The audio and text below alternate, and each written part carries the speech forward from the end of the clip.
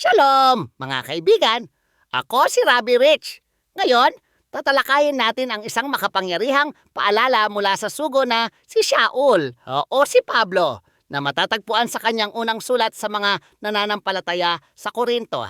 Sinasabi ng salita, lagi akong nagpapasalamat sa aking Diyos para sa inyo dahil sa pag-ibig at kagandahang loob ng Diyos na ibinigay sa inyo sa pamamagitan ng Mesiyas na si Yeshua.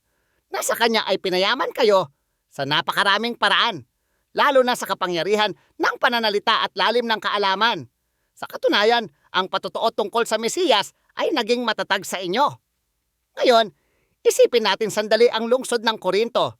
Ito ay isang lugar na puno ng mga dakilang palaisip at pilosopiyang Griego, kung saan marami ang hindi man lang naniniwala sa Diyos.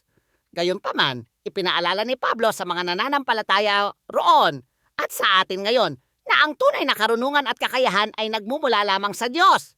Pinayaman niya kayo ng lalim ng kaalaman na tanging sa banal na pinagmulan lamang maaaring magmula. Narito ang isang tanong na dapat ninyong pagnilayan ngayon. Sa anong partikular na paraan pinayaman ng Diyos ang inyong buhay sa pamamagitan ng kanyang kaalaman o ng kapangyarihan ng pananalita upang ibahagi ang kanyang biyaya? Gusto kong marinig ang inyong mga kwento. Mangyaring huminto sandali at ibahagi ang inyong mga saloobin sa comment section sa ibaba.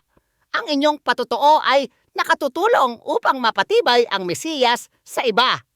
Kapag tumugon tayo sa biyaya ng Diyos, ang patotoo ng Mesiyas ay nagiging matatag na nakatanim sa loob natin.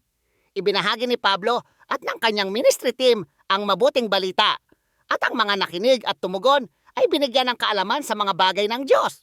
Tandaan, hindi lamang kayo umaasa sa sarili ninyong talino. Pinayaman kayo ng mismong Mesiyas. Ipagpatuloy ang paglakad sa lalim ng kaalamang iyan. Shalom at magkita-kita tayo sa comments!